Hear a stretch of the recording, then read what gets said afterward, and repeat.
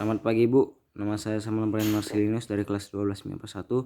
Di sini saya akan menjelaskan tentang perkembangan COVID-19 di Indonesia dari awal hingga sampai pada saat ini dan bagaimana cara pemerintah menanganinya.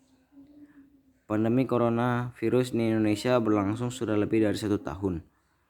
Pertama dilaporkan Presiden Joko Widodo pada tanggal 2 Maret 2020. Lalu, masa awal pandemi, grafik perkembangan grafik akut dan kematian di Indonesia menunjukkan peningkatan tajam. Upaya percepatan penanganan oleh pemerintah berupaya melandaikan grafiknya hingga kini berangsur menurun. Sebaliknya, pada sisi kesembuhan, grafiknya perlahan terus mengalami peningkatan. Dan dibandingkan dunia, rata-rata perkembangan COVID-19 di Indonesia lebih baik. Juru penanganan COVID-19 menyampaikan, perbandingan dengan melihat secara angka persentase, metode persentase, perbandingan dengan melihat secara angka persentase, metode persentase kasus untuk melihat satu lingkup dengan lingkup lainnya. Dalam hal ini di Indonesia tingkat dunia. Data per 1 Maret 2021, perbandingan kasus aktif di Indonesia sebesar 11,41% dan dunia 19,3%.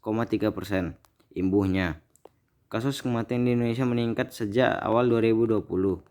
Bulan 1 di selanjutnya persentase kematian cenderung melandai. Pada kasus kematian dunia juga meningkat tajam pada Maret sampai April 2020.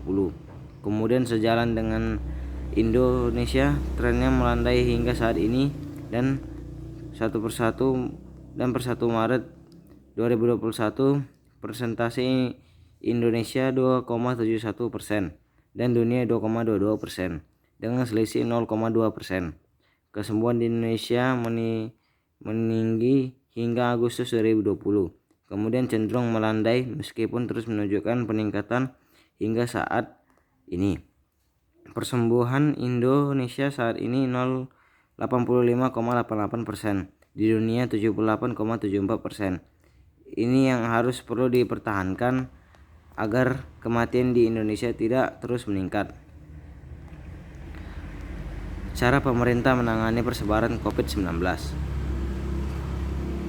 Dengan menelusuri kontak dari pasien yang tidak terinfeksi, tingkat keberhasilannya bergantung dari peran serta masyarakat dan menyiagakan pemerintahan tingkat desa untuk menjadi benteng pencegahan COVID-19 yang mandiri dan tetap di rumah dan selalu mengikuti protokol kesehatan.